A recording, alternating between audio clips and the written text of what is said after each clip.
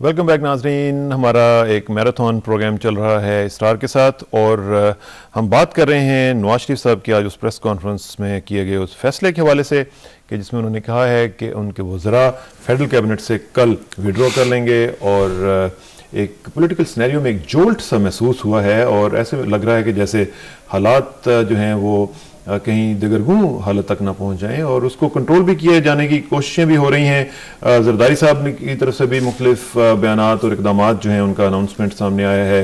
नवाज शरीफ साहब ने भी ये नहीं कहा कि वो अपोजिशन का हिस्सा बनेंगे और खुदा न खास्ता फेडरल गवर्नमेंट जो है उसको डिस्टेबलाइज करने की कोशिश करेंगे, ऐसा उन्होंने कोई बात नहीं की है। अलबत्ता उन्होंने ये ज़रूर कहा है कि वो एहतजाज का हिस्सा ज़रूर बनेंगे जो वकला की तरफ से किया जाएगा। वारसी साहब, इसमें एक चीज़ ज़रा मुझे बताएं कि हमने देखा है कि नवाज शरीफ साहब की जो पॉलिटिक्स अभी तक चल रही थी वो जजेस के हवाले से हमने देखा कि उनकी एक कमिटमेंट थी, लेकिन क्या ऐसा नहीं फील हो रहा कि ओवर कमिटेड हो गए थे? लेकिन इसका जवाब मैं लेता हूं आपसे।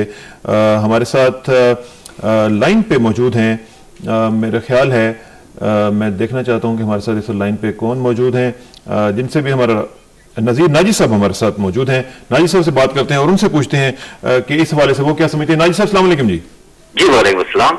नाजी साहब, आपका सियासी तज्जिया आज किस तरफ जा रहा है कि नवाज शरीफ साहब ने ऐलान कर दिया है विड्रॉल का और साथ ही उन्होंने ये भी कहा है कि अपोजिशन बेंचों में भी नहीं बैठेंगे लेकिन एहतजाज भी करेंगे, तो ये कैसे चलेंगे दोनों काम?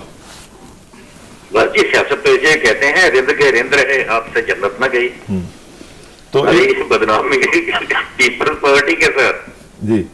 और विया साहब ने वादा जो है किया था कि मैं हुकूमत से बाहर हो जाऊंगा, वो हुकूमत में थे ही नहीं। जहां से बाहर हुए वहां तो पीपल्स पार्टी की हुकूमत है, वो उसमें शरीक हुकूमत थे, तो वहां से उन्होंने वजीर निकाल दिए। लेकिन बैठेंगे तो अपने सरकारी बेंचों पर जी, और जहां उनके पास हुकूमत थी उसे नहीं छोड़ा, वो भी उनके पास है। ठीक।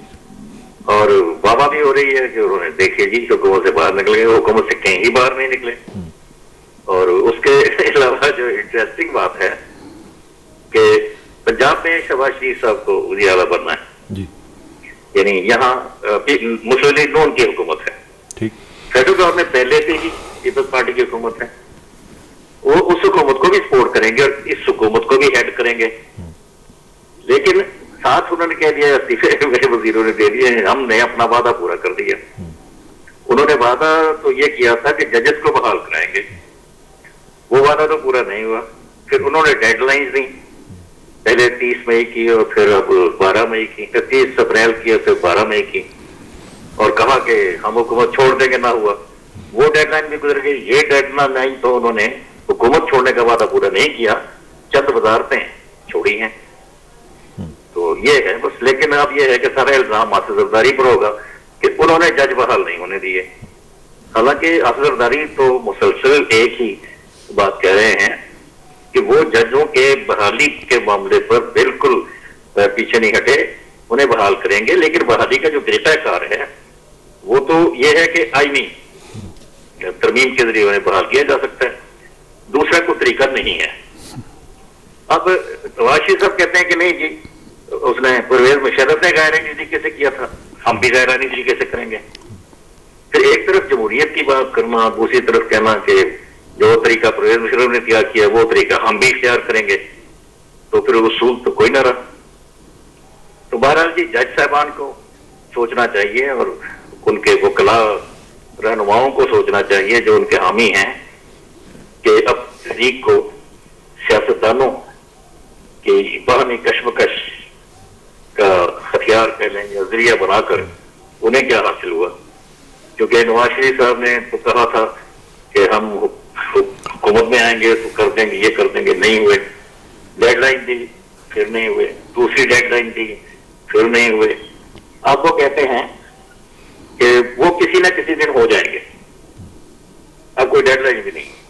ठीक है, लेकिन नाजी साहब एक चीज बताएं कि आपने सारा सिनेरियो जो बताया है उसमें जो भी सूरत हाल है, लेकिन अब आज के बाद क्या आप देख रहे हैं कि किस तरीके से ये मामला चलेंगे कि पंजाब में जाहिर है कि वकला बाहर निकलेंगे, पंजाब में गवर्नमेंट जो है वो नून की होगी, तो एहतजाज भी वो करेंगे और साथ साथ वो सपोर्ट भी कर रहे होंगे फेडरल गवर्नमेंट को।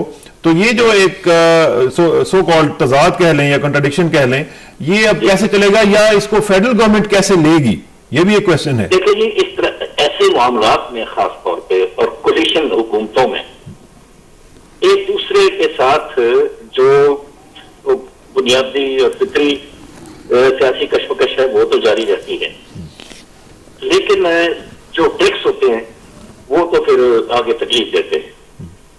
अब एक तरफ ये कहते हैं हमने जजों की हिमायत में इस्तीफे दे दिए हैं, और ये भी कह दिया है मियां साहब ने कि हम सड़कों पर आएंगे और हिमायत करेंगे एहतजाजी तहरीक की। एहतजाजी तहरीक जो पंजाब में चलेगी उसे कंट्रोल करना शहबाज शरीफ साहब की जिम्मेदारी होगी। ठीक। अब उनकी हुकूमत क्या करेगी? अगर वो खुद उस तहरीक का हिस्सा है तो ठीक है, जलसे जुलूस पर चलेंगे तो कारोबार हुकूमत तो कैसे चलेगा, ये जिम्मेदारी उनकी होगी। और अगर जलसे जुलूसों को रोकेंगे तो फिर वकला और जज साहबान और पब्लिक क्या सोचेगी, ये सोचना भी उन्हीं का काम होगा। और अगर वो नहीं रोकते और एजुकेशन कंट्रोल से बाहर चला जाता है तो फिर गैर जमहूरी को बताओ कि जाखिरी निकल आएगी। तो कहीं ना कहीं जाकर तो ये जो होती है ना ट्रिक्स, ये बेकार हो जाते हैं। ठीक। तो एक तवील स्ट्रेटेजी बनाकर शॉर्ट टर्म गेम्स को नजरअंदाज करके पुलिस में चलाई जाती है। और जिस मोड़ पर हमारा मुल्क आ खड़ा हुआ है मुआशी, सियासी और स्ट्रेटेजी के एतबार से, उसमें तो वैसे भी जैसे मियां साहब खुद कहते हैं फौजी मफादात को तो पहली तरजीह उन्हें देना चाहिए। लेकिन ये पहली तरजीह अगर कौमी मफादात को उन्होंने दी है तो उसका तो नतीजा हमारे सामने 2 हफ्तों में 3 हफ्तों में आ जाएगा। और इसमें ये भी जरा बताएं कि शहबाज शरीफ साहब का आपने जिक्र किया है, आपने तो उनको वजीर आला एक किस्म का बना दिया है, लेकिन आप समझते हैं कि वाकईतन आज के हालात के बाद जो आज फैसला हुआ है उसके बाद शहबाज शरीफ साहब के वजारत आला तक पहुंचने में कोई रुकावट तो नहीं आएगी किसी भी लेवल पे, लीगल लेवल पे या वैसे किसी सतह पर?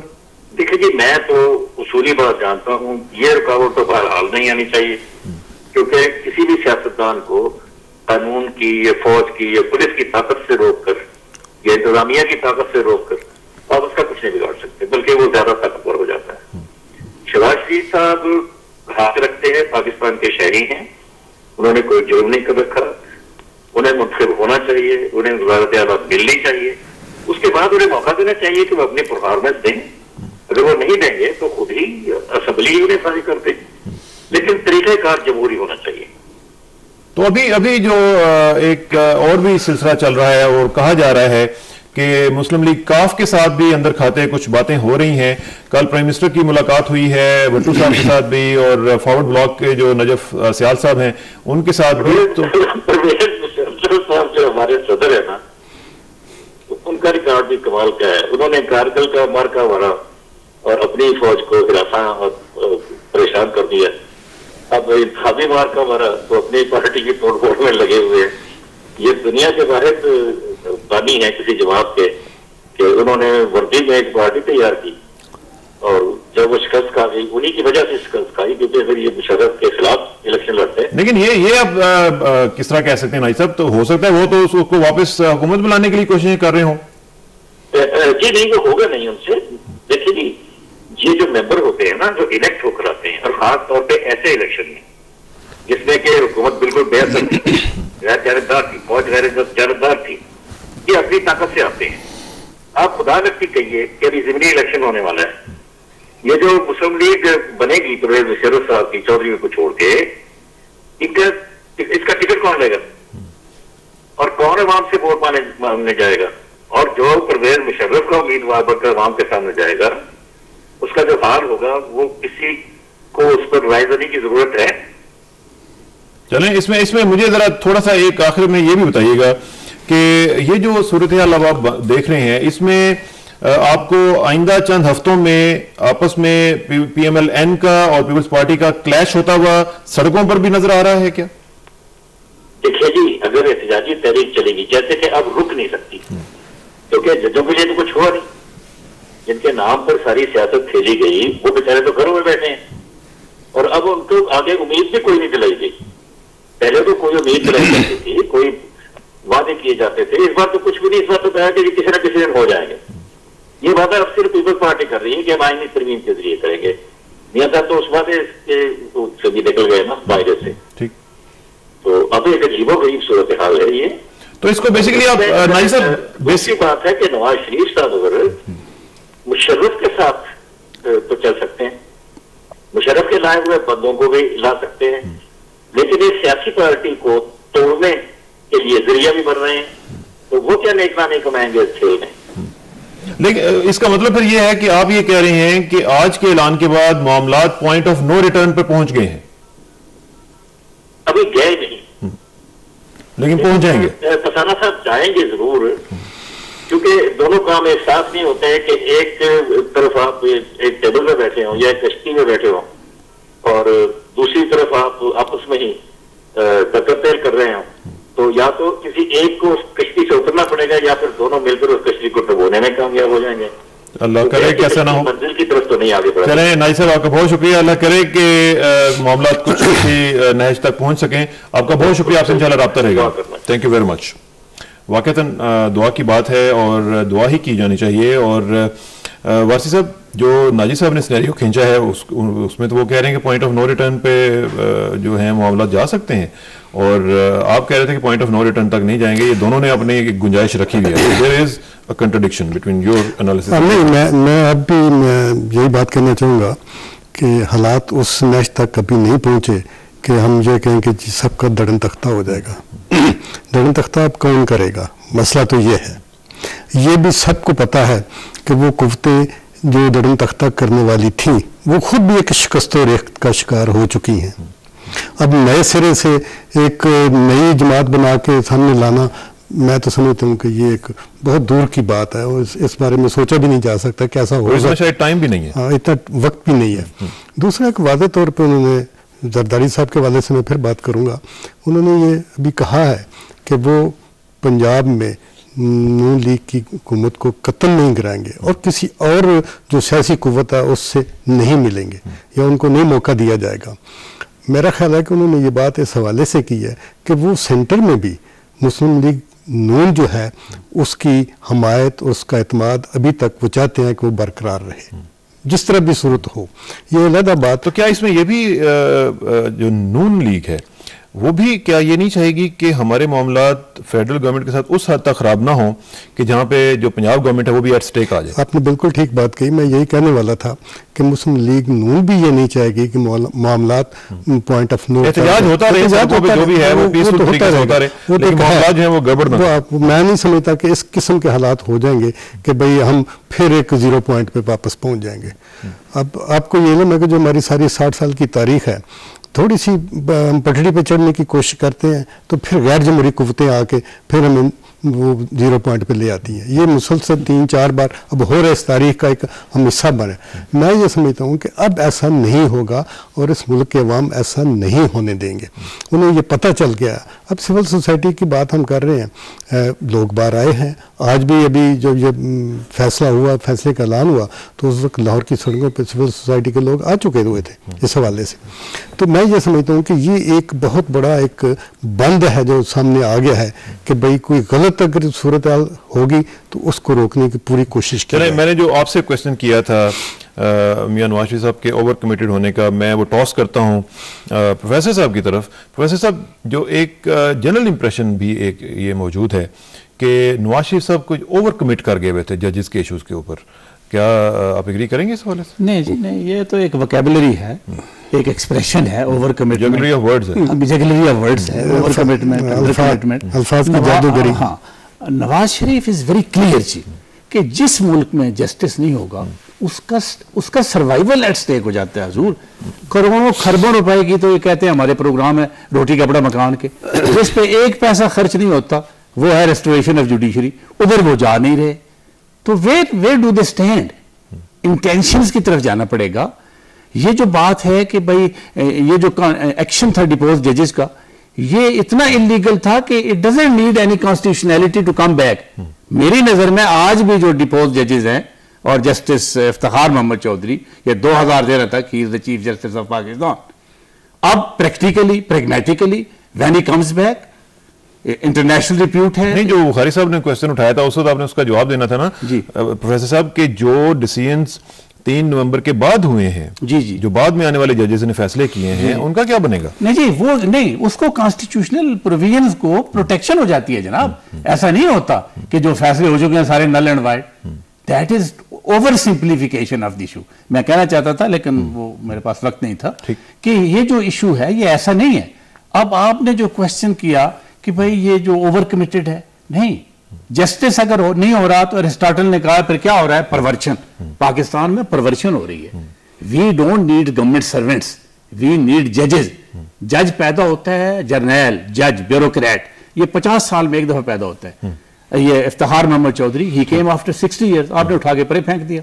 अब आप कहते हैं जी हम इंडिपेंडेंट जजेस आएंगे, हवा से लोगे, खला में से। Hold this thought. हमारे साथ नाज़रीन पाकिस्तान मुस्लिम लीग काफ के साथ ताल्लुक रखने वाले एक MNA जनाब रजा हयात हराज साहब मौजूद हैं। रजा हयात हराज साहब से पूछते हैं कि वो इस बात से हवाले से क्या सोचते हैं। हराज साहब अस्सलाम वालेकुम जी। वालेकुम अस्सलाम, कैसे मिजाज? ऐसा ही मुल्तान फिर दे पे हो, कितना हो? मुल्तान घर है अपना, आपका भी घर है, मेरा भी घर है माशाल्लाह। अच्छा हराज साहब, आज आपने फैसला देखा जो नवाज शरीफ साहब ने किया और उसमें जाहिर है कि एक धचका लगा है इस कोलिशन गवर्नमेंट को, और अगरचे उसमें उन्होंने गुंजाइश रखी है कि वापसी भी हो सकती है, लेकिन जाहिर है कि मामलात जो हैं वो गड़बड़ हैं।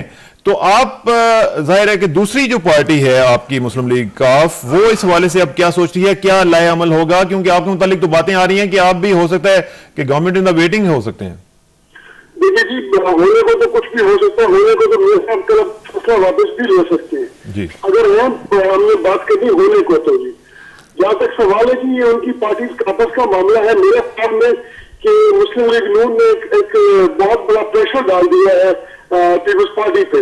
अब वो इस रास्ते से कैसे बाहर निकलते हैं ये खुदा ही बेहतर जानते हैं। ये तो जितना एक प्रेशर है वो पीपल्स पार्टी वाले फेस करें। और दूसरी बात यह है कि ये दोनों पार्टियों का आपस का मामला है।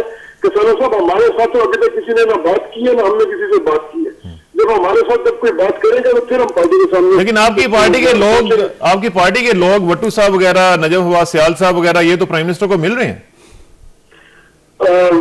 मुझे नहीं पता, क्योंकि देखिए मेरे मंजूर अहमद भट्टू साहब, इसमें कोई शक नहीं कि हमारी पार्टी के होते पर है, लेकिन वो इलेक्ट हुए हैं एज ए इंडिपेंडेंट अपना मेंबर कौमी असेंबली, आजाद एक्टिव में वो इलेक्ट हुए हैं। और आज मैंने अखबार में बयान भी पढ़ा कि उन्होंने गिलानी साहब को वजीर आजम के इलेक्शन में सपोर्ट भी किया, तो उनका तो राइट बनता है मिलना। सियाल साहब कैसे फॉरवर्ड ब्लॉक में चूंकि है, वो किस कैपेसिटी में मिले इसका जवाब वो सियाल साहब को भी दे सकते हैं जी। ठीक है, लेकिन इसमें कोई चांसेस हैं कि आप आइंदा चंद दिनों में किसी भी लेवल पर अगर आपको कोई अप्रोच करे तो आप इस गवर्नमेंट का साथ देने के लिए तैयार होंगे? मैं बाख्तियार नहीं हूँ कि मैं सारे फैसले यहाँ मुल्तान में बैठ के पार्टी के बिहाफ पे करूंगा। जब कोई बुलाएगा, जब कोई बात करेगा, तो उस वक्त सारे जो हमारी पार्टी के सीनियर मेंबर्स हैं वो सारे तशरीफ फरमा होंगे, उसके बाद बैठ के बात कर सकेंगे ना। अकेला आदमी तो मैं यहाँ बैठ के कोई फैसला नहीं कर पाऊंगा। लेकिन राय साहब, आप आइंदा सिनेरियो जो है वो क्या देख रहे हैं? क्या ये मामलात वाकईतन पॉइंट ऑफ नो रिटर्न पे पहुंच गए हैं या आपस में पैचअप इनका दोबारा हो सकता है? सर ये वो एक सवाल है जो कि पीपल्स पार्टी और नून लीग की आपस की रिलेशनशिप को आइडेंटिफाई करते हैं, उनको रिलेट करते हैं। ये उनकी आपस का मामला, इस बारे में मैं कुछ भी नहीं कहना चाहूंगा। इतना जरूर कहूंगा कि जिस हालात में मुल्क जा रहा है, ये एक मेरे ख्याल में तो नून लीग वालों ने मियां साहब पे तनकीद तो नहीं करना चाहता, ना ही करूंगा, लेकिन मेरे जाती ख्याल में कि ये पीपल्स पार्टी के लिए एक शौक जरूर है कि उनका बिल्कुल कैबिनेट स्लॉट से बाहर आ जाना और इस मकाम पे आके प्रेशराइज कर देना। किसानों साहब, अब एक चीज को मद्देनजर जरूर रखिए। देखिए ऑब्जेक्टिव क्या है? ऑब्जेक्टिव ये है कि चीफ जस्टिस हो या नवाज शरीफ साहब हो, इन दोनों की एनिमोसिटी है प्रेसिडेंट साहब के साथ।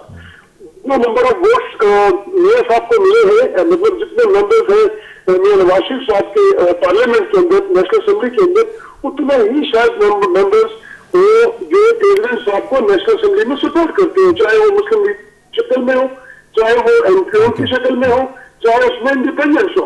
अब आप ये तो मानते हैं ना कि चंद इंडिपेंडेंस भी रखते हैं जो प्रेसिडेंट साहब को सपोर्ट करते हैं। अगर आप इस मकाम पे इस दहलीज पे हुए, अब लड़ाई तो होगी नहीं दो बंदों के दरमियान। अब एक साहब जो है, एक ने तो यकीनन इसमें से हारना है, ये जीतना है। अब मेरे ख्याल में कि अगर इसमें प्रेसिडेंट साहब की फतह हुई है तो सबको जमहूरी तरीके से उसको मान लेना चाहिए। अगर इसमें किसी की हार हुई है तो उसको दिल बर्दाश्त नहीं होना चाहिए। तीसरी बात यह है कि ये जो सारा मामला आपस में इस वक्त चल रहा है, तो फला साहब क्या आपका मुल्क इस मकाम पे है कि जो इन्हें कर रहे हैं, और किसानों साहब जो हालात हो गए आपके मुल्क में, मेरे ख्याल में हुकूमत में आने के लिए आदमी को 20 दफा सोचना पड़ेगा कि क्या ये मामला वो सही कर पाएंगे कि नहीं। टू स्टार्ट विद एक बहुत ज्यादा प्रेशर होगा गवर्नमेंट जो है उस पर कि जो पाकिस्तान की अवाम है वो जो डिलीवरेंस चाहते हैं, क्या वो डिलीवरेंस कर पाएंगे कि नहीं कर पाएंगे। लेकिन इसमें बहुत बड़ा इशू है। लेकिन इसमें आपके लिए आसान है, हुकूमत से बाहर जाना बहुत आसान है और हुकूमत आना बहुत मुश्किल काम है। ठीक है हराज साहब, एक चीज बताएं कि आज की जो सिचुएशन है इसका आप क्रेडिट, जिस तरह आप कह रहे हैं कि प्रेसिडेंट साहब की फतह हो सकती है, इसको आप इसी तरह ले रहे हैं कि प्रेसिडेंट साहब की फतह हुई है इसमें? देखिए, मैं ये नहीं कह रहा कि इसमें प्रेसिडेंट साहब की फतह हुई, प्रेसिडेंट साहब की फतह होने जा रही है। देखिए, हम लोग हैं प्रेसिडेंट साहब के साथ, हम लोग इसको इस अंदाज से देख रहे हैं कि हम लोग तो कंबाइंड जितने भी हम दोस्त थे, हम तो अपोजिशन में खामोशी से बैठे और हमने बारहा ये बात कही कि हमें मैंडेट नहीं मिला गवर्नमेंट करने का, लेकिन ठीक है जो कुछ करना है आपके पास देख रहे मेजोरिटी है आपकी। लेकिन पीपल्स पार्टी और नून लीग का आपस में कहा था, उसको मैं तो या डिटरमिन नहीं कर सकता। ठीक है, लेकिन एक चीज मुझे बताएं कि आपने हराज साहब आपने कहा कि आप प्रेसिडेंट के साथ खड़े हुए हैं, लेकिन प्रेसिडेंट साहब आपकी पार्टी की क़यादत बदलना चाहते हैं तो आप बहुत और बदलने के लिए तैयार नहीं है। देखिए, अभी तक ऐसी कोई बात ना प्रेसिडेंट साहब ने हमारे साथ की है, ना ही ऐसी कोई बात हमारे साथ पार्टी की क़यादत हमारी लीडरशिप ने हमारे साथ की है। हम लोग पेट्रियट्स में थे, हमें तो उसको इकबाल साहब हमारे चेयरमैन थे, तब हमें प्रेसिडेंट साहब ने ख्वाहिश की थी कि आप लोग सब मुत्तफिक हो जाए, मुत्तहिद हो जाए। हम उनके कहने पर मुत्तफिक हो गए, मुत्तहिद हो गए, काफली का लगा, अल्हम्दुलिल्लाह हम जीत गए। हम लोग जहाँ जीत के आरपी काफली मुस्लिम लीग के साथ खड़े हैं। कल अगर कोई पार्टी के अंदर से कोई हमारे चंद एक मेंबर जरूर है, मैं इस बात को डिनाई नहीं करूंगा, हमारे जो ये फॉरवर्ड ब्लॉक के जो मेंबर्स हैं नेशनल असेंबली में, चाहे 2 हो या 4 हो, इससे ज्यादा का फिगर नहीं है जो कि शायद चेंज चाहते हो पार्टी की लीडरशिप में। लेकिन जब ऐसे अगर हालात आएंगे, जब पार्टी को मीटिंग बुलाएगी तो हम इसका फैसला उस मीटिंग में बैठ के कर सकते हैं, अलग यहाँ पे बैठ के कोई नहीं कर सकता। फेयर इनफ, बड़ा आपने सही कहा और इसी तरह ही होना चाहिए, क्योंकि जो इलेक्शंस हैं उसके जरिए जो आए हुए हैं लोग, उनको इलेक्शन ही के जरिए वोट आउट आप कर सकते हैं। थैंक यू वेरी मच हराज साहब, आपका बहुत शुक्रिया। और आपसे हमारे सारे मेंबर ऑनरेबल मेंबर्स हैं, मैं एक मेंबर हूँ, वो मैं समझता हूँ कि वो सारे हमारे सीनियर्स हैं। जब ये सब सीनियर्स कहते होंगे तो फिर जो भी फैसला होगा कंसेंसस के साथ होगा। हम लोग इस वक्त मुत्तफिक भी हैं, मुत्तहिद भी हैं, और हमारे यहाँ कोई ऐसी वो जो आप कहते हैं कि कोई ऐसी खुदा ना खास्ता कोई भी कंस्पायर नहीं कर रहा। हमें अब दिन तक सच्ची बात तो ये कि किसी ने कहा भी नहीं कि पीपल्स पार्टी से बातचीत करें, और हमने पीपल्स पार्टी को हरा किया है, हमें ऐसी क्या मजबूरी है इनके साथ देने की। चलें, अल्लाह करे कि हालात सही रहे हैं। और हराज साहब का बहुत शुक्रिया, आपसे राब्ता रहेगा। Thank you very much. दुआ कीजिए कि हमें मुल्क की खिदमत करने का रब तआला में मौका दे। आमीन आमीन। Thank you very much ji. Thank you sir, thank you very much ji. Raza Hayat Harraj sahab हमारे साथ मौजूद थे, तफसील से अपनी पार्टी का नुक्ता नज़र, अपना नुक्ता नज़र बयान कर रहे थे। यहाँ पे एक ब्रेक का वक्त आन पहुँचा है, ब्रेक के बाद वापस आएंगे तो मामलात को आगे बढ़ाएंगे और बात करेंगे इसी हवाले से, और तफसील के साथ जांचने की कोशिश करेंगे कि आज का जो फैसला है इसके सियासी मुज़मरात क्या हो सकते हैं। After this break please sit, I will be right back.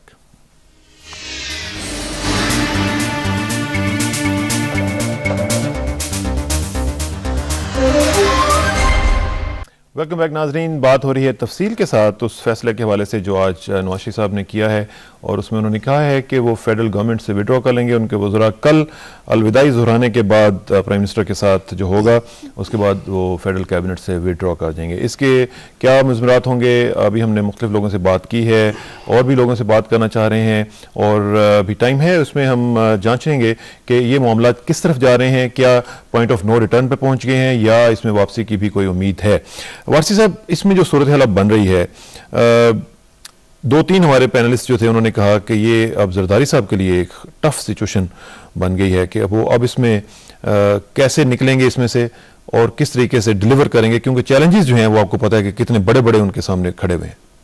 हाँ, मैं समझता हूँ कि एक प्रेशर ज़रूर सामने आया है जरदारी साहब पे और पीपल्स पार्टी की गवर्नमेंट पे कि कहाँ दो बड़ी पार्टियां इकट्ठी होकर इस मुल्क को चलाने का अज़म लेके आगे बढ़ती हैं और कुछ दिनों के बाद ये सूरत हाल ब्रेक हो जाती है।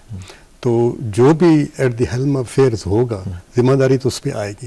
जो डेफिनेटली एक प्रेशर की सूरत है, ये ऐसा ऐसा ये प्रेशर जो है डेवलप भी होगा, बढ़ेगा भी सूरत हाल। दूसरी बात, जजेस के मसले की बुनियादी बात तो वही है, मैं बिल्कुल उनसे इतफाक नहीं करता रज़ा हयात राय साहब से कि वो कहते हैं कि नवाज शरीफ और चौधरी इफ्तिखार साहब चीफ जस्टिस हैं, उनकी ज़ाती दुश्मनी है। नो, ये बिल्कुल एक मैं समझता हूँ कि मुफरूज़े की बात है। जजेस का मसला एक अपनी नोयत में, अपनी एक असलियत में बहुत बड़ा मसला है जिसको कि हल होना था और होना चाहिए। और ये दो पार्टियों को मैंडेट मैं समझता हूँ कि इस हवाले से ज़रूर दिया गया था और मियाँ साहब ने तो इसको एक बेसिक अपना इशू बनाया था, अपने मंशूर का एक हिस्सा बनाया था कि वो जब बरसर-इक़्तिदार आएंगे या जो भी सूरत होगी सबसे पहले इस मसले को हल करने की कोशिश करेंगे। तो दोनों पार्टियाँ इस मसले को आगे लेके चली, लेकिन बावजूद इस वक्त जो हम बैठे इस मसले पे बात कर रहे हैं, हम यहाँ तक पहुँच गए हैं कि हम पॉइंट ऑफ नो रिटर्न की भी बात कर रहे हैं, प्रेशर की भी बात कर रहे हैं। वो मसला अभी जूं का तूं है। अभी नैयब बुखारी साहब चले गए, उन्होंने ये कहा था कि पीपल्स पार्टी का ये मौक़िफ़ है और उनका ये इंदिया है और उनका ये इरादा और अज़म उन्होंने ज़ाहिर किया कि वो जजेस के मसले को हल करेंगे। और अब कब मसला हल होगा? एक गिवन सिचुएशन थी, एक गिवन पीरियड था, उसमें तो ये सूरत हाल सामने नहीं आई, ना इसको मसले को हल किया गया। तो बावजूद मियाँ नवाज शरीफ इस कोलिशन गवर्नमेंट से अपने वज़रा जो दिए गए थे उनको उन्होंने वापस लेने का। लेकिन अब जो क्वेश्चन है प्रोफेसर साहब आपके लिए वो ये कि अब नवाज शरीफ साहब जो हैं वो अब खड़े हुए होंगे एपीडीएम के साथ जी, वो खड़े हुए होंगे वकला के साथ। एपीडीएम ने ऑलरेडी आज मुजाहरा करना शुरू कर दिया है, वकला ने आज बाइकआउट भी किया है, उन्होंने मुजाहरा भी किया है। तो इसमें अब नवाज शरीफ साहब के लिए क्या स्ट्रेटजी होगी कि वो एक तरफ हुकूमत के साथ भी होंगे, लेकिन क्या ये मुनासिब और क्या पॉसिबल उनके लिए होगा कि वो दोनों कश्तियों में सवार रहें? Absolutely not. ये सारी टेक्टिकल मूव्स हैं। अल्टीमेटली दो ग्रुप्स बनेंगे, जैसे मैंने पहले कहा कि एक स्टेटस को, एक एंटी स्टेटस को। नवाज शरीफ एंटी स्टेटस, लेकिन दो ग्रुप्स बनेंगे तो फिर पंजाब गवर्नमेंट जो है उसे हाथ धोना पड़ेगा। नेचुरली जी, नेचुरली पंजाब गवर्नमेंट तो चंद दिनों की मेहमान है। लेकिन क्या is he ready for it? ये उनकी रेडी होने की बात नहीं है, ये प्रैग्मेटिकली पॉसिबल है कि वो रिटेन करें। जब नहीं, क्या ये बहुत बड़ा स्टेक नहीं है उनके लिए? डेफिनेटली है, लेकिन ये स्टेक अगर वो नहीं लेते तो he doesn't emerge as a leader. दो बातें हैं ना जी। बेनजीर साहब ने कहा था कि Iftikhar Chaudhry is my chief justice. मेरा सवाल यह है कि पीपल्स पार्टी एक इतने बड़े नेशनल लीडर को, जो पूरी कौम का लीडर है बेनजीर साहिबा, उसको फॉलो कर रही है। जब वो कह गई है कि she is my chief justice, तो इट मीन्स कि he is to be restored. लेकिन उन्होंने बैकट्रैक तो नहीं किया, बैकट्रैक नहीं किया, लेकिन डिलेइंग टैक्टिक्स है जनाब। आप कहते हैं बेंच कॉन्स्टिट्यूट नहीं कर सकता, आप कहते हैं कि सुमोटो पावर नहीं होगी, तो चीफ जस्टिस है, क्या चीज है वो? यानी becomes third rate government servant. ये इंटरनेशनल रिप्यूट है इसकी। कांग्रेस दुनिया की और वेस्ट की वो प्राइज दे रहे हैं, Nobel prizes in law chief justice Iftikhar Chaudhry को। तो he is the man to refuse such sort of arrangement कि बेंच भी कॉन्स्टिट्यूट नहीं कर सकते, सुमोटो पावर भी नहीं है, साथ में जो जजेस हैं पीसीओ के वो भी परमानेंटली मूव करेंगे। दो सुप्रीम कोर्टों का एक ऑब्नॉक्शियस और विशियस काउंसिल। इसमें मजीद एक और चीज जो है वारसी साहब वो ये है, अब चार्टर ऑफ डेमोक्रेसी का क्या बनेगा? चार्टर ऑफ डेमोक्रेसी तो दोनों ने साइन किया हुआ है, उसके बाद मरी डिक्लेरेशन या भूरबन डिक्लेरेशन जो भी कह लें उसको, उसको भी साइन किया हुआ है। उन्होंने दोनों पार्टियों ने या दोनों लीडरों ने अभी उससे डेविएट नहीं किया। अभी वो कहते हैं कि उसके मुताबिक ही हम काम करेंगे। चार्टर ऑफ डेमोक्रेसी जो है या जमहूरियत की जो बात इन्होंने की है, बेनज़ीर साहब ने और मियां नवाज शरीफ ने उस डॉक्यूमेंट पे दस्तखत किए, अगर तो उसको बुनियाद बना के आगे चलना है तो मेरा ख्याल है कि उसमें भी जजेस की सारी सूरत हाल जो है वो लेट डाउन कर दी गई है कि आइंदा से कोई पीसीओ के तहत कोई जज जो है वो नहीं काम कर सकेगा।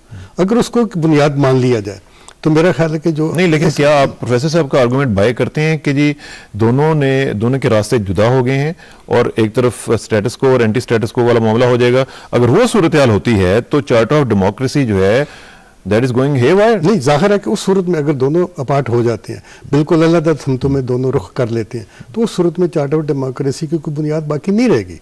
सिंपल सी बात है। तो फिर उसके बारे में बात करना भी मेरा ख्याल बेमानी बात एक होगी कि भाई हम, लेकिन ये बहुत बड़ा नुकसान होगा, वही मैं कह रहा हूँ पाकिस्तानी जमहूरियत के लिए, क्योंकि ये पाकिस्तान के कॉन्स्टिट्यूशन के बाद एक बहुत ही आला किस्म का डॉक्यूमेंट जो है ये चार्टर ऑफ डेमोक्रेसी की सूरत में हमारे पास आया। इसलिए मैं कहता हूँ कि जो सियासी कुव्वतें हैं उन्हें मिल बैठ के इस सूरत हाल से उदबरा होना पड़ेगा। अदरवाइज आप जमहूरियत की बात करेंगे तो वो आप मेरा ख्याल है कि गलत बात कर रहे होंगे, बल्कि जो आप कह रहे हैं उसकी खुद नफी कर रहे होंगे। यहाँ अगर डेमोक्रेटिक प्रोसेस चलना है तो सारी जमहूरी कुव्वतों को मिल बैठ के इसको आगे चलाना पड़ेगा। उसकी बुनियाद खा मिसाल के जमहूरियत हो, खा कोई दूसरी बुनियाद हो, लेकिन यहाँ सिस्टम जो है वो अब उसको अगर आपने चलाना है, जमहूरी अमल को आगे चलाना है, तो उसके लिए मिल बैठ के काम करना होगा। इसलिए मैं कह रहा हूँ कि अभी पॉइंट ऑफ नो रिटर्न तक बात नहीं पहुँची है। और मैं ये समझता हूँ कि दूसरी जमहूरी कुव्वतें, सिविल माशरे की बात आप कर रहे हैं, आप वकला की भी बात कर रहे हैं, वकला भी उनका जो सबसे एक मैं समझता हूँ कि बेसिक जो उनका मौक़िफ़ है वो तो जमहूरियत का यहाँ है। हाँ जी, वो जजेस की बहाली की सूरत में है या दूसरी सूरत में है, लेकिन बुनियाद जो है वो तो जमहूरी अमल का है। वकला की जो आप बात कर रहे हैं, क्या वकला इस माहौल में मजीद उस तरह की इंटेंसिटी के साथ अपनी जो तहरीक है वो आगे बढ़ा सकेंगे? आपको पता है इस वक्त मई शुरू हो चुका है, जून, जुलाई, अगस्त ये गर्मी के ज़बरदस्त किस्म के महीने होंगे। लोड शेडिंग भी वैसे माशाल्लाह आजकल हो रही है। जज्बात जो हैं वो तो मेरा ख्याल है उनको और महमीज मिलती है गर्मी का मौसम होगा, ऐसी बात नहीं है। प्रोफेसर साहब, आप कैसे देख रहे हैं वकला की तहरीक को? देखें जी कि लायर्स मूवमेंट है, एक बात समझने की जरूरत है कि ये इंटेलेक्चुअल मूवमेंट है। हुजूर, इंटेलेक्चुअल मूवमेंट डाई डाउन नहीं करती, प्रोलॉन्ग करेगी, पीरियड बढ़ जाएगा, लेकिन इट विल कंटिन्यू। सैक्रिफाइसेस देनी पड़ती है, सैक्रिफाइसेस तो देंगे, पीसफुल होगा। आपने जो बात की कि चार्टर्ड ऑफ डेमोक्रेसी की, ये सारे टेक्टिकल मूव्स हैं दोनों की, ultimately they have got to go. ये हो नहीं सकता कि आग और पानी इकट्ठे हो जाएं। This is not possible. आग और पानी तो ना बनाए, अभी तो इकट्ठे थे आज तक तो नहीं, वो आग और पानी, वो नीचे आग नजर नहीं आ रही थी। अच्छा, और पानी आज इमर्ज कर गई, इमर्ज कर गई, वो चिंगारी थी, वो एशिस थी। तो जब भी कोई चीज उठती है तो एशिड से। हमारे दोनों पैनलिस्ट में जो है वो इस वक्त खासा बौदुल मशरिकैन नजर आ रहा है दोनों चीजों के हवाले से। आप ऑप्टिमिस्टिक नजर आ रहे हैं और आप बिल्कुल ही पेसिमिस्टिक प्रोफेसर साहब नजर आ रहे हैं। प्रोफेसर जो हैं वो तो ऑप्टिमिस्ट नहीं, मैं रियलिस्ट हूं। I will correct my self कि ऑप्टिमिज्म में और रियलिज्म में फर्क है। मैं अगर रियलिस्ट हूं तो इसका यह मतलब नहीं है कि मैं ऑप्टिमिस्ट नहीं हूं। मेरी जो रियलिज्म है that is more important. That is inclined towards pessimism. Not that. That is inclined towards ground realities and future conspiracies and present authoritarianism की जो streak है connected with international directions. अच्छा, एक और चीज जरा मुझे बताएं जनाब। नवाज शरीफ साहब ने आज वाज़े तौर पर कहा है कि वो किसी साजिश का हिस्सा नहीं बनेंगे। True ji. Pointing towards any conspiracy which is being hatched. ठीक है, अब उसमें कॉन्स्पिरेसी ये भी हो सकती है कि इन दोनों बड़ी जमातों को आपस में लड़ा दिया जाए ताकि जो एक कोलिशन बनी हुई है वो टूटे और स्टेटस को की जो बकौल आपके फोर्सेस हैं वो प्रिवेल करें जी। उनका ये कहना कि साजिश का हिस्सा नहीं बनूंगा, इसका मतलब तो ये है कि वो पॉइंट ऑफ नो रिटर्न पे नहीं जाना चाहते। नॉट एट ऑल जी, एग्जैक्टली नॉट। लेकिन जब आप कहते हैं कि पॉइंट ऑफ नो रिटर्न, तो इसका मतलब ये है कि अब हर चीज डिसाइड हो चुकी है। नहीं, they are on their way to certain decisions, they are on their way to certain political approaches. ठीक, वो जो मामलात हमारे सामने आएंगे वो ग्राउंड रियलिटीज को। चलें, ग्राउंड रियलिटी की भी बात करते हैं, लेकिन साथ एक ग्राउंड रियलिटी और है कि हमारे साथ एएनपी के रहनुमा, मरकजी रहनुमा जनाब जाहिद खान साहब मौजूद हैं। उनसे बात करते हैं। जाहिद साहब, अस्सलाम वालेकुम जी। जाहिद साहब, आज की जो प्रेस कॉन्फ्रेंस थी नवाज शरीफ साहब की, आप भी जाहिर है कि कोलिशन पार्टनर हैं, सरहद में आपकी हुकूमत है, यहाँ पे आप सपोर्ट कर रहे हैं इस कोलिशन को। आपको कैसा लगा आज? कोलिशन को एक धचका फील किया आपने, या आप समझते हैं कि मामला अभी उस हद तक नहीं गए हैं? देखिए जी, हमें उसके जो प्रेस कॉन्फ्रेंस है मियां साहब की, उससे दुख हुआ है क्योंकि मौजूदा कोलिशन गवर्नमेंट को अवाम ने 18 फरवरी को मैंडेट दिया था कि मुल्क की जो मसाइल है उसको हल करने की कोशिश करे। और ये जजेस का भी मामला जरूर है, अहम है, लेकिन इस वक्त मुल्क में बहरान है आटे का, बिजली का, महंगाई का, बेरोजगारी का। तो ये सारे मसाइल थे और उसके लिए एक जब ये मफलूत हुकूमत आई तो ये सोच किया जा रहा था कि कुछ उम्मीदें लोगों ने रखी हुई थी कि इनका हल निकल आ जाएगा और किस तरह कोशिश करेंगे कि हल निकाला जाए। लेकिन जो कुछ हुआ वो जजेस के मामला पे हम तो इनसे हमें पता भी नहीं है, क्योंकि बुरबन वाला हुआ था हम नहीं थे, लेकिन हमें फिर एतमाद में लिया गया और हमने कहा कि ठीक है। अभी दुबई वाला और लंदन वाला जो हुआ हमें नहीं पता कि किस नुकात पे इनके इख्तिलाफ रहा है, और उसके आने के बाद जो ऐलान किया गया इससे जरूर मायूसी हुई है। लेकिन हम समझते हैं कि मौजूदा पार्लियामेंट को और हुकूमत को चलना चाहिए, और अगर खुदा न खास्ता कोई ऐसे कोई वाकया रोनमा हुआ तो ये मुल्क और कौम के मुफाद में नहीं होगा। लेकिन जाहिर साहब आज की जो प्रेस कॉन्फ्रेंस थी उसमें उन्होंने वाज़ेह तौर पर कह दिया है कि मिनिस्टर्स विड्रॉ कर लेंगे और साथ साथ वो अगरचे डिस्टेबलाइज नहीं करेंगे फेडरल गवर्नमेंट को, लेकिन वो एहतजाज करेंगे मिलकर वकला के साथ। तो इससे तो मामला जो है वो ठीक होने की बजाय खराब होंगे। हाँ, यही आपकी बात बिल्कुल सही है। हम यही सोच रहे थे, लेकिन हम ये भी सोच रहे हैं कि अभी भी वो मेरे ख्याल में वक्त हाथ से नहीं निकला है, और जरदारी साहब भी मेरे ख्याल में, क्योंकि अभी मैं टीवी पे देख रहा था कि उनसे राब्ता है और इंशाल्लाह कुछ न कुछ हल निकल आएगा। एक बात का मुतफीम से हल तब निकलता है जब बातचीत हो।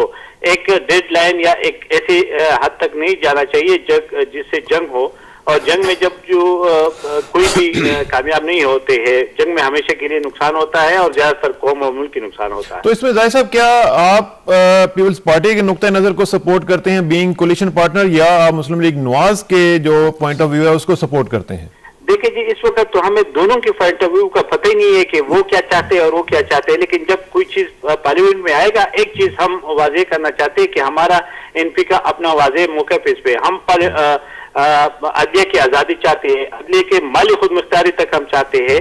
और आपने देखा कि आज 12 मई जो आज का दिन है, ये 2007 में जो कराची में हुआ था, सबसे ज्यादा हमारे लोग शहीद हुए थे और हमने कुर्बानी दी, और हम 50-60 साल से कह रहे कि अदलिया को आजाद होना चाहिए।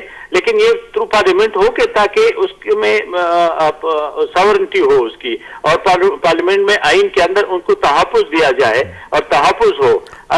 इसके कोई भी अगर डिक्टेटर हो या कोई भी सियासी हुकूमत हो, लेकिन वो अदलिया को अपने मकासद के लिए इस्तेमाल न कर सके, तो हमारा तो उसमें एक सोच और एक फिक्र है। लेकिन अभी इस वक्त जो इनके दोनों का नुक्ता नजर है, अभी हमने नहीं देखा है कि उसमें क्या है। जब भी कोई पार्लियामेंट में आएगा या जब भी हमसे बात करेंगे तो उस पर हम अपना मौक़िफ़ दे सकेंगे, और फिर हम अपनी पार्टी में भी डिस्कस कर सकते हैं। अच्छा, पार्टी में आप एक और चीज भी डिस्कस कर सकते हैं कि कोलिशन पार्टनर जो हैं वो अगर इस हालत में हैं कि दोनों एक दूसरे के साथ एक किस्म की लड़ाई हो रही है या खुदा न खास्ता गड़बड़ हो सकती है, तो क्या एएनपी अपने तौर पर इस कोलिशन को बचाने के लिए आपकी आला सतह की जो क़यादत है कोई इनिशिएटिव लेना पसंद करेगी?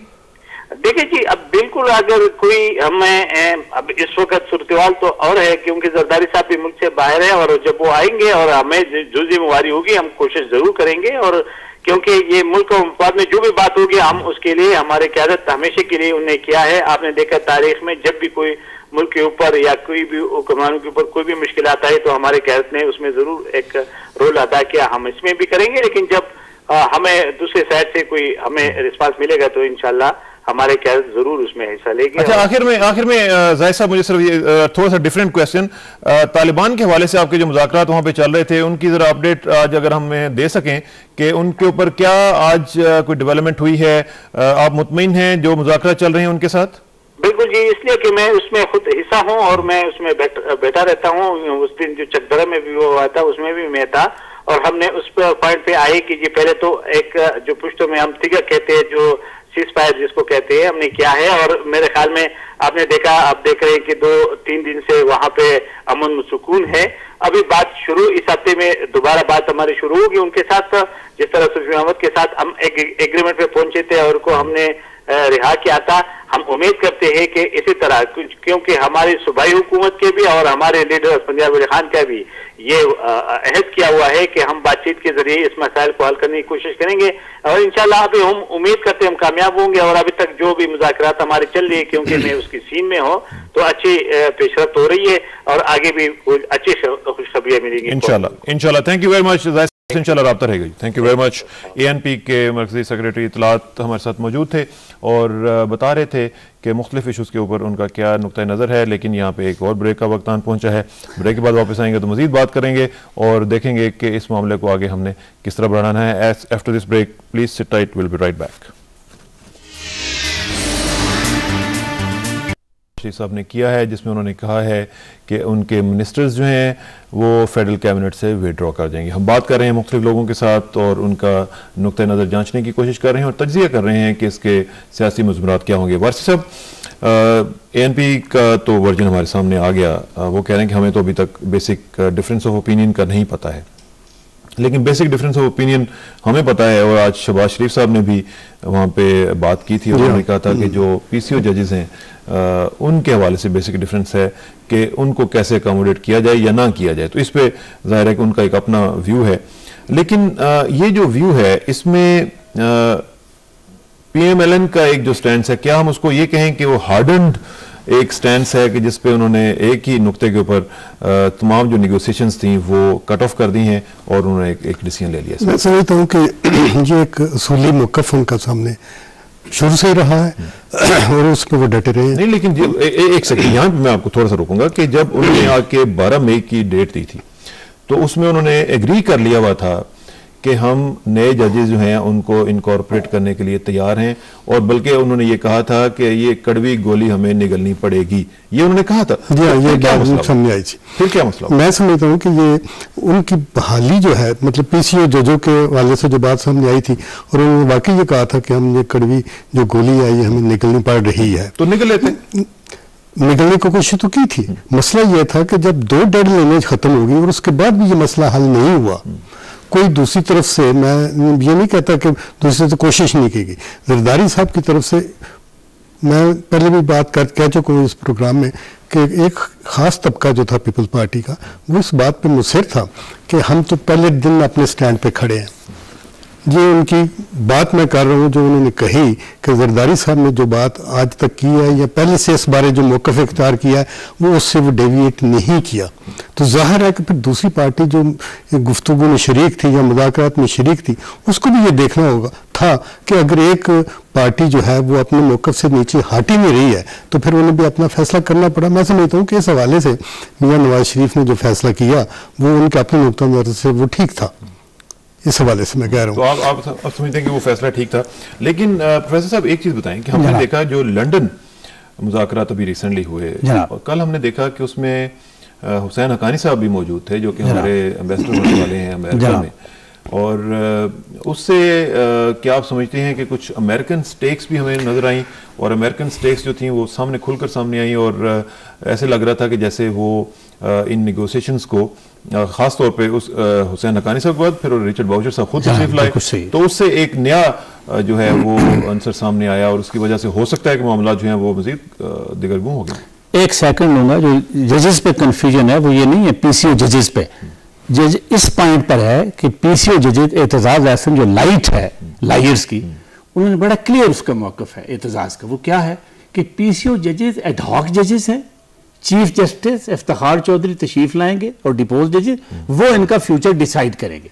इस पे इख्तिलाफ है। मैं यहीं भी आपको रोकूंगा। हमारे साथ JUAF के रहनुमा जनाब मौलाना फजलुर रहमान साहब मौजूद हैं, उनसे बात करते हैं। मौलाना साहब अस्सलाम वालेकुम जी। वालेकुम सलाम व रहमतुल्लाह। मौलाना साहब आज आपने भी प्रेस कॉन्फ्रेंस देखी होगी नवाज शरीफ साहब की जिसमें उन्होंने एक बहुत बड़ा फैसला किया है कि वो उनके जो मिनिस्टर्स हैं उनको विड्रॉ कर रहे हैं फेडरल कैबिनेट से। इससे आप भी चूंकि कोलिशन पार्टनर हैं तो आप क्या समझ रहे हैं कि ये मामला किस तरफ जा रहे हैं? जी एज ए कोलिशन पार्टनर मैं उनसे अपील करना चाहूंगा कि कल वो इस्तीफे न दे और हमें इस बात का मौका दें कि हम इसमें कोई साजिशी का किरदार अदा कर सकें। ठीक है। और सालसी के लिए मैं अभी बात कर रहा था जाहिद खान साहब के साथ, तो वो भी कह रहे थे कि उनकी भी क़यादत जो है वो इस मामले में आ सकती है आगे। तो क्या आप ANP के साथ मिलकर कोई इनिशिएटिव लेना चाहेंगे कि जो नवाज शरीफ साहब को समझा सकें या बता सकें कि वो इस मामले से वापस आ जाएं और मिनिस्टर्स को विड्रॉ ना करें? बिल्कुल ANP और हमें इसमें किरदार अदा करना चाहिए। मेरा अभी तक तो ANP से राब्ता नहीं हो सका है, लेकिन अगर उन्होंने भी इसी किस्म के ख्यालात का इजहार किया है तो मैं समझता हूँ निहायत मुनासिब है, और मियां नवाज शरीफ साहब और जरदारी साहब दोनों को अपनी इन दोनों पार्टियों और इत्तेहादी जमातों के इस ख्वाहिश का एहतराम करना चाहिए। लेकिन मौलाना साहब, अगर आप उनको कहते भी हैं तो जाहिर है कि वो अपना जो नुक्ता नजर है उसके ऊपर वो खड़े हुए हैं और उसके ऊपर वो अब मेहरबानी करें, ये आप मीडिया वाले जो है ना इतना सख्त ना खड़े हो ना कि उनसे भी ज्यादा मौक़िफ़ सख्त आप कर लेते हैं। नहीं, हम तो नहीं खड़े हुए, हम तो सिर्फ पोर्ट्रे कर रहे हैं कि उन्होंने ये कहा है कि हम इससे नहीं पीछे हटेंगे। इसी तरह ही डटे रहने का कहा जाता है ना जी। आप जरा थोड़ा सा मेहरबानी करें, इसमें मीडिया से भी मैं अपील करूंगा कि वो मामले को जरा ठंडा करने में किरदार अदा करें। हम तो मौलाना साहब, हम तो यही चाहते हैं कि जो कोलिशन है वो कायम रहे, और बल्कि हम नहीं बल्कि पूरी कौम चाहती है कि ये जो कोलिशन बनी थी ये कायम रहे और ये डिलीवर कर सके तमाम इश्यूज के ऊपर। जी, इस वक्त देखिए आम आदमी, मैं देहाती आदमी हूँ, मैं अभी अपने देहातों से आया हूँ। आम आदमी हमसे पूछता है कि जी जजों का क्या मसला है, और उसके लिए तो पूछना पड़ता है, समझना पड़ता है आम आदमी को। लेकिन जब वो कहते हैं कि जी हमारे आटे का क्या कर रहे हैं, हमारे रोटी का क्या कर रहे हैं, हम बस में जाते हैं जहां हम 10 रुपए किराया देते थे अब हम 50-60 रुपए किराया दे रहे हैं, ये क्या सूरत हाल बन रही है। तो हम वाकई लोगों के सामने कुछ जरा शर्मिंदा हो जाते हैं कि आम आदमी किस मुश्किल में फंसा हुआ है, और हम किस हमारी तरजीहात बिल्कुल आम लोगों की जरूरतों से बदल गई हैं। बहरहाल मैं एक बात इस बात पे सोचता हूँ कि सियासतदान कभी भी अपने आप को जी तंग गली में नहीं बंद किया करते जी। ये 30 दिन में अपने आप को बंद कर देना, फिर उसके बाद 10 दिन में बंद कर देना, मैंने उस वक्त भी कहा था कि ये शायद सियासी नहज नहीं है और सियासी अंदाज नहीं है। हमने इस मुल्क में कई तहरीकें देखी, हमने इसमें आइन बनते हुए देखा, हमने इसमें सन 77 की तहरीक देखी, पीपल्स पार्टी और PNA के मुज़ाकरात देखे, हमने इसमें कादियानियों के खिलाफ तहरीक देखी, पार्लियामेंट ने मसले को हल किया, लेकिन किसी जगह हमें ये नजर नहीं आता कि दिनों के अंदर सियासतदानों ने खुद को बंद कर दिया हो। लिहाजा अब भी मैं समझता हूँ कि हमें बैठकर इस मामले को संजीदगी से देखना चाहिए।